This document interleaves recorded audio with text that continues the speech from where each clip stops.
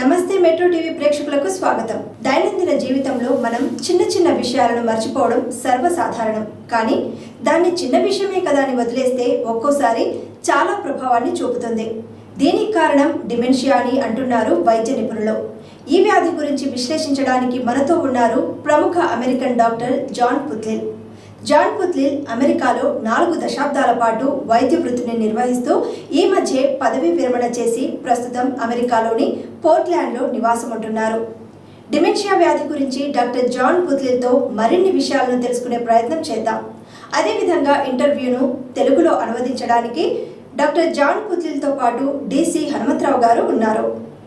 Hi sir, welcome to metro TV. I thank for giving me this opportunity, and I thank Dr. Hanumanthrao for translating this to Telugu so that people in Andhra Pradesh and Telangana can understand the message. And I thank the audience for their interest in the subject of dementia. నేను కూడా doctor గారికి నాకు ఈ అవకాశం అంటే doctor గారి యొక్క మాటల్ని తెలుగులోకి అనువదించడానికి నాకు అవకాశం ఇచ్చినందుకు నేను నా యొక్క కృతజ్ఞతలు తెలియజేస్తున్నాను. How is dementia different from forgetfulness? Dementia refers to inability to form or recall memory. 50% of adults in 2018 had dementia worldwide. That figure is expected to rise to 150 million in the year 2050. The fastest growth rate is going to be in China, India, in the regions of South Asia and Western Pacific. 3% of adults between age 65 and 69 are diagnosed with dementia. However, 20% of adults over 65 have forgetfulness. The difference is those who have forgetfulness know they forgot something and chances are they will recall it later. However, people with dementia don't know they forgot, let alone what is it that they forgot. Doctor గారు మీరు అడిగారు డిమెన్షియాకి ఫర్గెట్ఫుల్నెస్కి అంటే మతుమరుపుకి ఏ విధంగా తేడా ఉంది అని మీరు అడిగారు. దానికి డాక్టర్ గారు ఏం చెప్తున్నారంటే మతిమరుపు అనేది సాధారణంగా చాలామందిలో ఉంటుంది. ఏదైనా ఒక విషయాన్ని వాళ్ళు మర్చిపోయి మళ్ళీ తర్వాత గుర్తుకు తెచ్చుకుంటారు.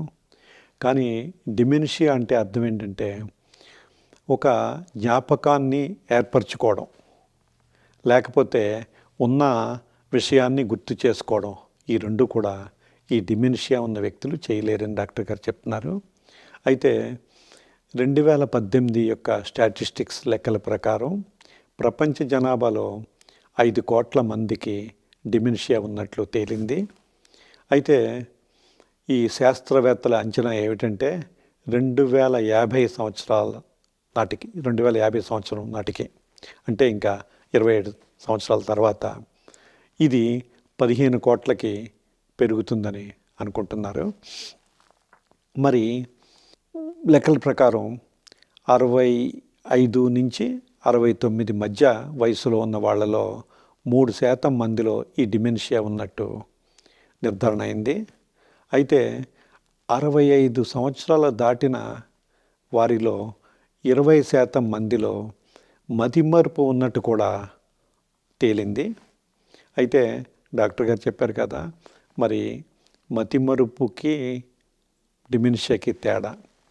మరి మతిమరుపు అనేది జనరల్గా మనకు వస్తూ ఉంటుంది, తర్వాత మనం గుర్తుపెట్టుకుంటాం. అంటే నేను డాక్టర్ గారు చెప్పకపోయినా మీకు ఉదాహరణ చెప్తున్నాను. ఏంటంటే సపోజు ఒక మనిషి మనకి 2018లో విజయవాడ బస్ స్టాండ్లో కనిపించాడు. అతనితో కాఫీ కూడా తాగాం, బస్సు కోసం ఇద్దరం వెయిట్ చేస్తున్నాం. అతనేమో కడప, నాదేమో హైదరాబాదు.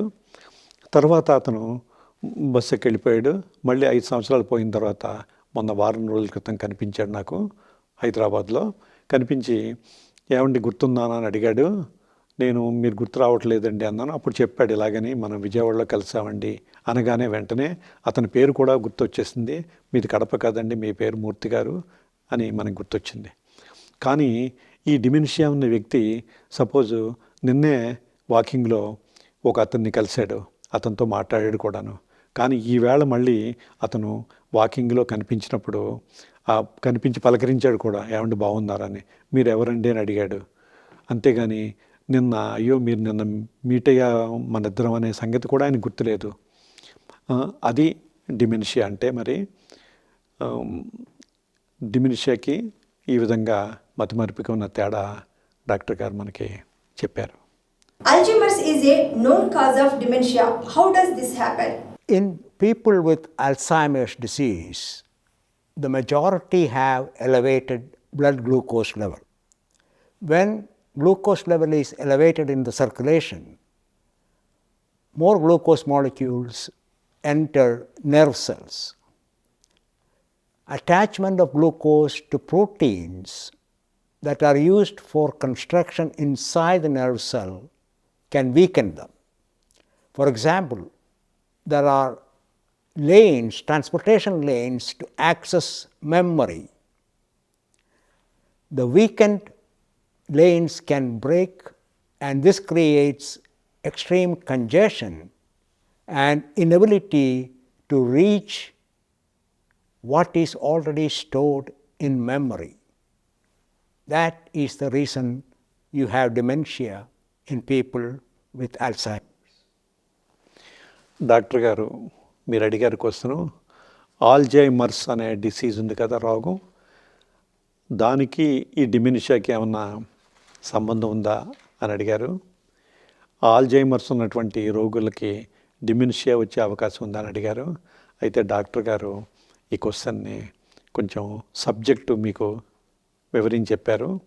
ఆ సబ్జెక్ట్ ఏమిటంటే, జనరల్గా ఈ మనం తినే ఆహారంలో గ్లూకోజ్ ఉంటుంది అని మనం తెలుసుకున్నాం. అయితే ఆ గ్లూకోజు ఏం చేస్తుందంటే, మన శరీరంలో రక్తంలో ప్రోటీన్స్ ఉంటాయి కదా, ముఖ్యంగా నాడీ కణాలు అంటే నెర్వ్ సెల్స్ అంటాం, వాటిలో కూడా ప్రోటీన్స్ ఉంటాయి. మరి అన్ని కణాల్లో ఉంటాయి. ఆ ప్రోటీన్స్కి ఈ గ్లూకోజు అంటుకుని ఉంటుంది. ఈ నాడీ కణాలు ఒక చోటు నుంచి ఒక చోటుకి మెమొరీని అంటే జ్ఞాపకాన్ని ట్రాన్స్పోర్ట్ చేస్తాయి, రవాణా చేస్తాయి. అదేవిధంగా మనకి ఒక విషయాన్ని జ్ఞాపకం తెచ్చుకోవాలంటే మనం ఎక్కడైతే జ్ఞాపకం నిలవయిందో ఆ కణాల దగ్గరికి ఈ జ్ఞాపకం చేసుకోవలసినటువంటి కణాలు వెళ్తాయన్నమాట. అయితే ఎప్పుడైతే మరి ఈ ప్రోటీన్స్కి గ్లూకోజు అంటిపెట్టుకుందో అప్పుడు ఆ ప్రోటీన్స్ దెబ్బతింటాయి. ఈ రవాణా వ్యవస్థ దెబ్బతిని ఈ కణాలు ఈ మెమొరీ నిల్వ ఉన్నటువంటి చోటికి వెళ్ళలేవు. ఆ కారణం చేత అన్నీ మర్చిపోవడం అనేది జరుగుతుందని చెప్తున్నారు. అయితే డాక్టర్ గారు ఏం చెప్పారంటే, అంటే దీనికి ఇండైరెక్ట్గా కారణం ఏంటంటే గ్లూకోజ్ ఎక్కువగా ఉండకూడదు శరీరంలో. దానివల్ల మధుమేహం రావడమే కాకుండా, డయాబెటీస్ రావడమే కాకుండా ఈ ఆల్జైమర్స్ డిసీజ్ కూడా వస్తుంది. నాకు డాక్టర్ గారు చెప్పిన దాన్ని బట్టి మనకేం అర్థమవుతుందంటే, ఆల్జైమర్స్ రోగం అనేది డిమెన్షియాకి ప్రారంభ దశ అని మనం చెప్పుకోవచ్చు అన్నమాట. How does dementia develop in people without Alzheimer's disease or diabetes? Yes, sometimes dementia happens in people who are not diagnosed with diabetes or Alzheimer's disease. This, in my opinion, is similar to what happens to a city life in extreme drought, making it impossible to live in the city because of lack of water. A cell constructs about 2,000 proteins a second. To move materials to the site of construction, the cell uses water as the medium of transportation. So, if there is not enough or optimum level of water production of memory stops or is interfered with. The water level is based on sodium, a mineral that comes from common salt. If the sodium level outside the nerve cell is high, it draws water from inside the cell and causes dehydration. Lack of water-based products for memory production, and this is the cause of dementia in people without Alzheimer's or high blood sugar. మీరు doctor గారిని అడిగారు Alzheimer's రోగం అలాగే sugar వ్యాధి ఈ రెండు కూడా లేని వ్యక్తుల్లో డిమెన్షియా ఏ విధంగా వృద్ధి చెందుతుందని అడిగారు. దానికి డాక్టర్ గారు ఏం చెప్తున్నారంటే ఏదైనా ఒక నగరంలో అనావృష్టి కారణం చేత నీటి కొరత ఏర్పడినప్పుడు అక్కడ ఉన్న ప్రజలు చాలా ఇబ్బందులకు గురవుతారు జీవితాన్ని గడపడానికి.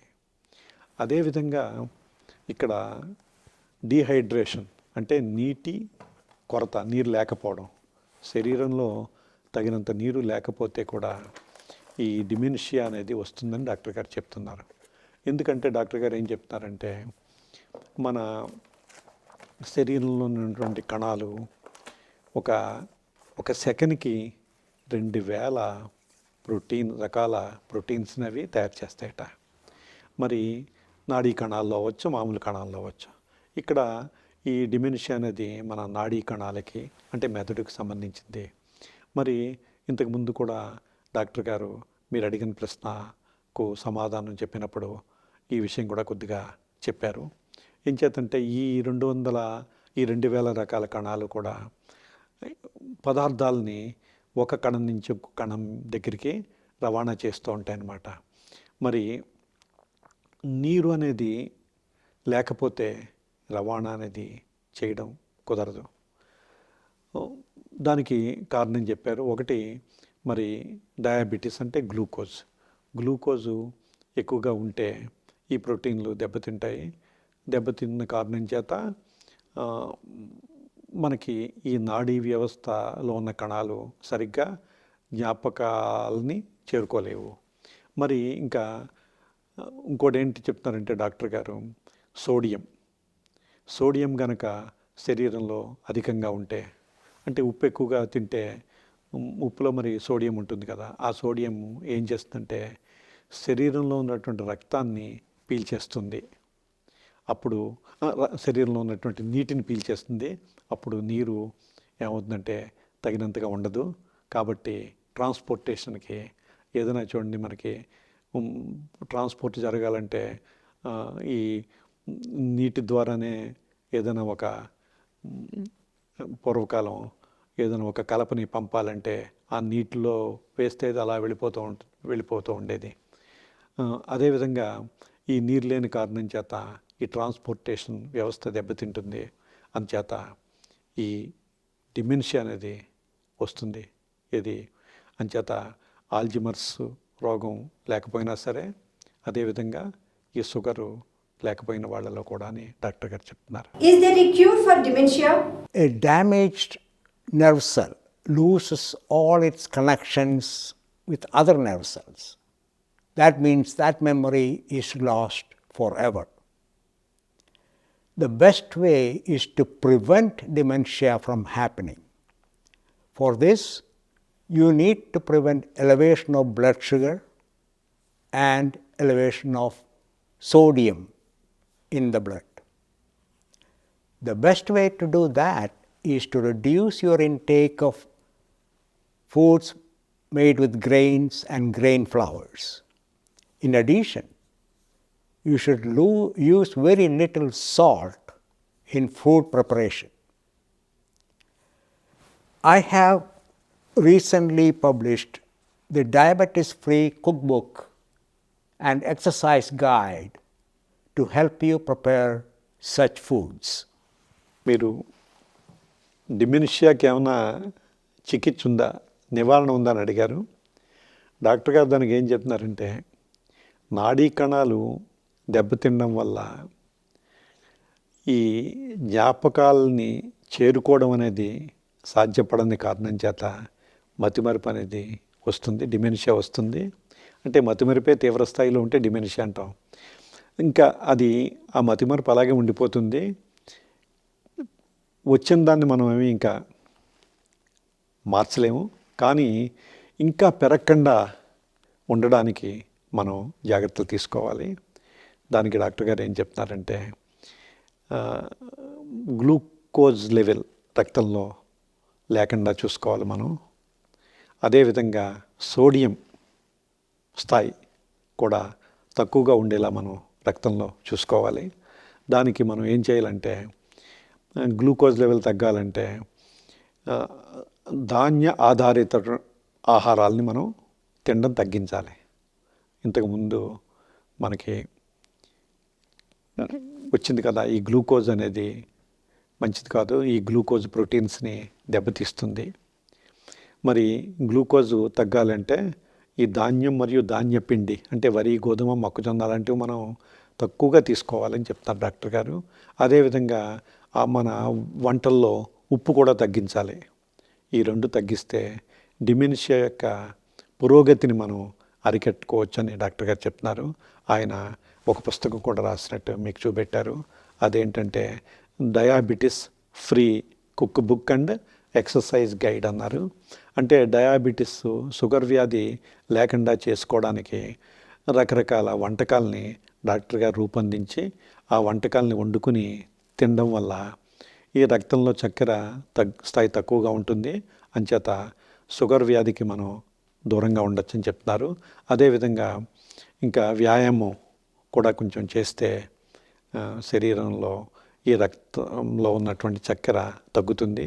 ఇంచేతంటే అప్పుడు శరీరం ఆ చక్కెరను ఉపయోగించుకుంటుంది కాబట్టి అని డాక్టర్ గారు చెప్పారు. Sir, is there any final thoughts about dementia? చక్కగా ఏంటంటే గ్లూకోజు రక్తంలో తక్కువగా ఉండేలా చేసుకోమన్నారు. దానికేమో ఆహార ధాన్యాలని తగ్గించమని చెప్పారు. అదేవిధంగా సోడియం అంటే ఉప్పులో ఉండే భాగం ఇది కూడా మంచిది కాదని చెప్పారు. అంచేత ఉప్పుని మనం తగ్గించగలిగితే మనం తినే ఆహారాల్లో ఈ డిమెన్షియా మన దరిదాపుల్లోకి రాదు అని డాక్టర్ గారు చెప్పినందుకు చాలా డాక్టర్ గారికి ధన్యవాదాలు.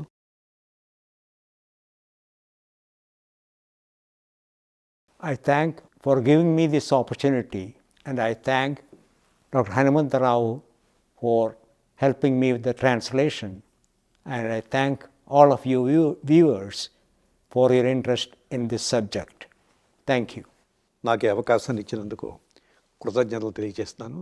అదేవిధంగా డాక్టర్ జాన్ పూతులిల్ గారు కూడా నాకు ఆయన యొక్క ప్రసంగాన్ని తెలుగులోకి అనువాదం చేయడానికి అవకాశం ఇచ్చినందుకు ఆయనకు కూడా నా యొక్క కృతజ్ఞతలు మరియు ప్రేక్షకులందరికీ కూడా నా యొక్క ధన్యవాదాలు తెలియజేస్తున్నాను.